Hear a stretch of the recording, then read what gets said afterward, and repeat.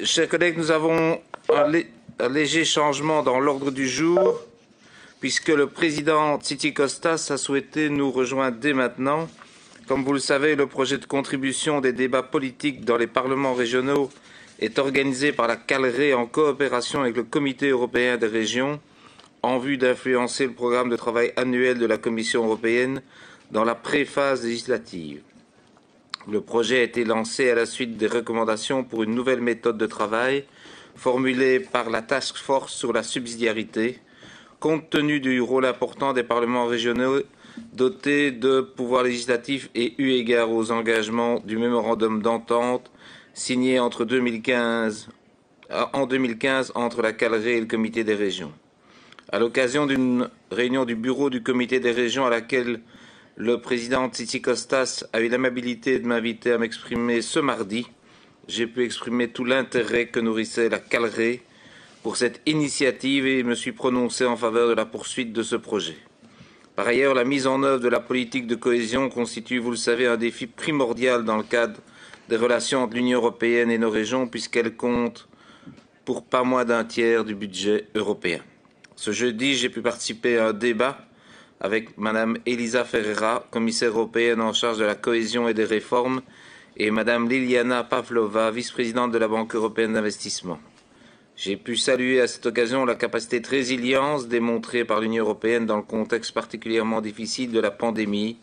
Je me suis également permis d'insister sur l'importance de créer des synergies entre les nouvelles initiatives de soutien et les moyens historiques de la politique de cohésion, ainsi que de veiller à la simplification des procédures.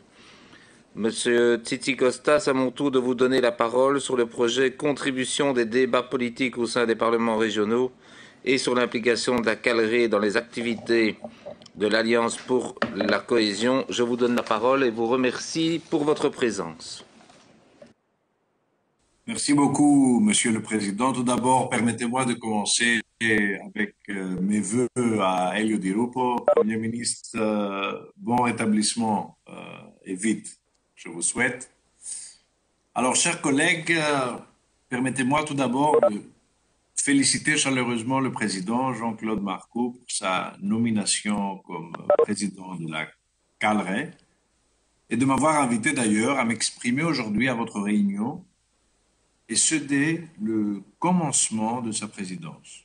Je voudrais saluer aussi son intervention au bureau du Comité des régions cette semaine, comme vous l'avez bien dit, et pour sa contribution lors du débat sur la cohésion que nous avons organisé avec la commissaire Ferreira lors de notre session plénière.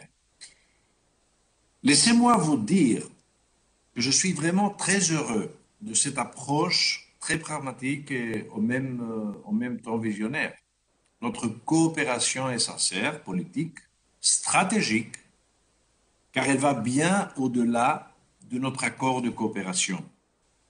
Tout le travail mené ensemble le démontre d'ailleurs parfaitement, comme récemment au sein de la conférence de l'avenir de l'Europe, ou en occasion de la mobilisation en faveur d'une forte politique régionale européenne au sein de l'Alliance pour la cohésion. Malheureusement, la nouvelle vague de l'épidémie de la Covid-19 nous oblige de nouveau à tenir nos réunions en ligne, tenant nos membres éloignés physiquement l'un de l'autre.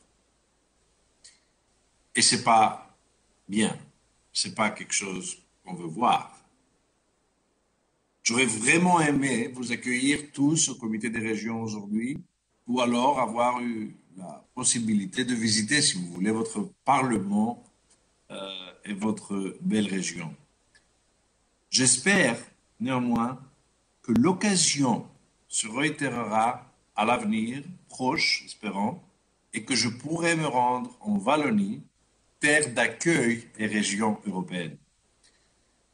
Alors l'été dernier, lors des inondations et feux meurtriers qui ont frappé et détruit, en Wallonie notamment, nos communautés, comme en Grèce d'ailleurs, villes et villages dans toute l'Europe et dans d'autres endroits du monde, j'ai eu beaucoup de peine à regarder, impuissant, les ravages des changements climatiques.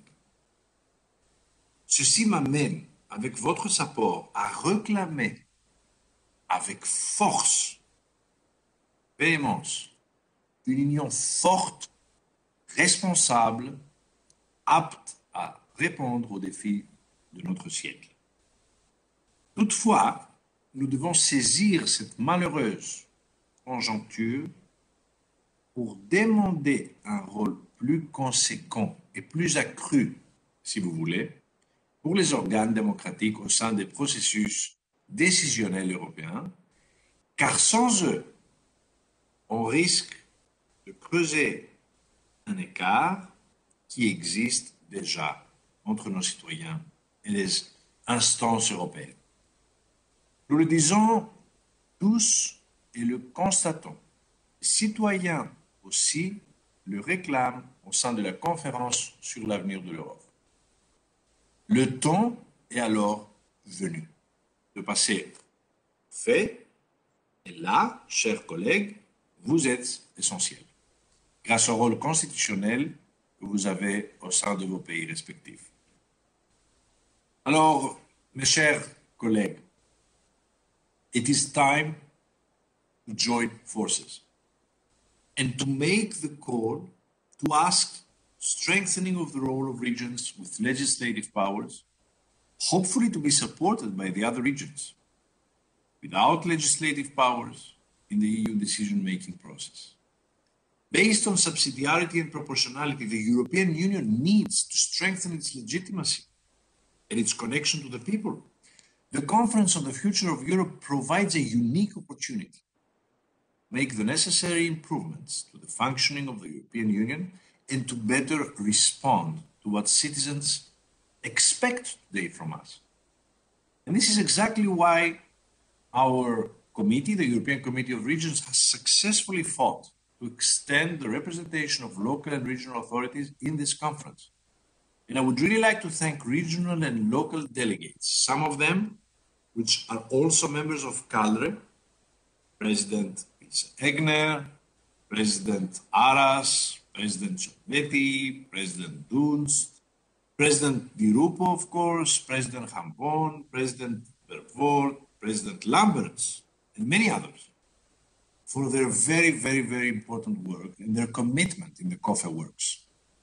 Yesterday, as some of you know, the Committee of Regions adopted a resolution of the conference with our main proposals, highlighting the role of representative democracy at every level of government, local, regional, national, and European, and at the same time proposing new tools of participatory democracy to promote inclusion. Now, this resolution will be accompanied by a shorter version of 1 page, which will be called Regional and Local Manifesto, that we will adopt at the European Summit of Regions and Cities in Marseille on March 4. And I really want to invite CALRE to share their proposals with us, and would highly appreciate if you, President Marcoux, would join us in Marseille to represent CALRE and Wallonia, of course. I would also like to highlight the imminent publication of an excellent report by the High-Level Group on European Democracy, set up by the Committee of Regions, which is chaired by President Herman Van Rompuy. It will bring innovative ideas to reinforce the democratic legitimacy of the common European House of Democracy with a solid foundation, the local and regional authorities, and strong walls, being the member states, and always with a protective roof, like all houses, being the European Union. Moreover, our delegates have uploaded more than 40 proposals through the conference multilingual digital platform and has submitted the following 5 proposals to the Working Group on European Democracy. Now, what is it about? Basically, we call for, first, improving the participation of national and regional parliaments and local and regional authorities in shaping and implementing EU policies, for instance, by including a right of initiative for proposing or removing EU legislation. It would be the so-called green card procedure. Secondly, giving the principle of proportionality meaning the question of how EU legislation is implemented on the ground, the same legal recognition as to the principle of subsidiarity. Third, including systematic territorial assessments to anticipate or evaluate, if you want, the impact of EU legislation in cities and regions, in particular for topics of high territorial relevance, like climate, resilience, public health, transport, and so on. A common subsidiarity grid could be used to assess whether a draft legislation meets the subsidiarity principle and is of European added value. And the COR has already developed such a grid, which could be further used.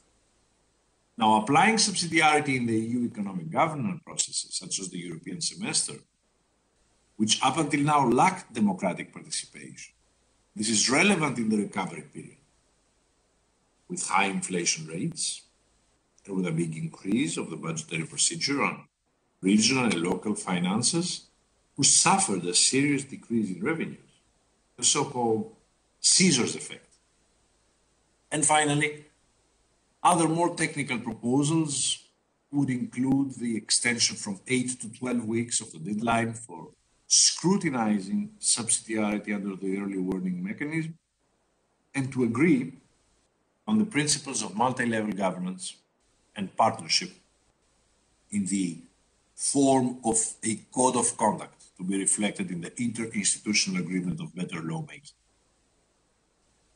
So, dear friends, I really believe that CADRE would support this proposal not only in the COFE context, but also as part of our bilateral cooperation.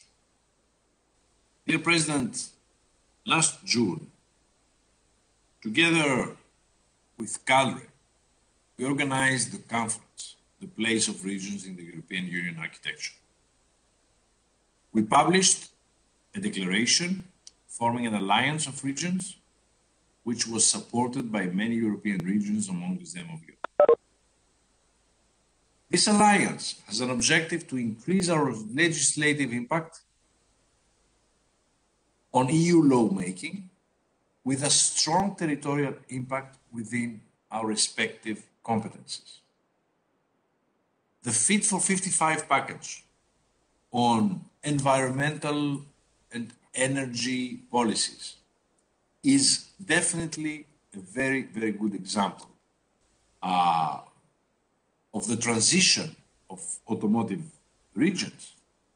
With the help of the COR and the automotive interregional group led by Styria region, a working group has been put in place to coordinate between those regions which formally or informally sit in the Council to consolidate our views and demands and have a real chance of influencing the final legislation. So, in concluding, dear friends, dear colleagues, and in particular fellow signatories of the declaration in June, I would really like to invite you and the interested CADRE regions to join and contribute to this alliance. It is very important to work together on this project. Committee of Regions colleagues will be at your disposal anytime for further information. We want you on board, and we believe that together we are stronger and we can make the difference. Thank you very much for your kind attention. Merci beaucoup, Monsieur le Président Tzitzikostas, pour votre intervention. J'invite les membres qui le souhaitent à faire part de leurs observations dans l'optique de la poursuite du projet Contribution des débats politiques au sein des parlements régionaux ou sur le positionnement de la CADRE au sein de l'Alliance pour la cohésion, notamment en but d'enrichir les futures déclarations. Quelqu'un demande-t-il la parole ?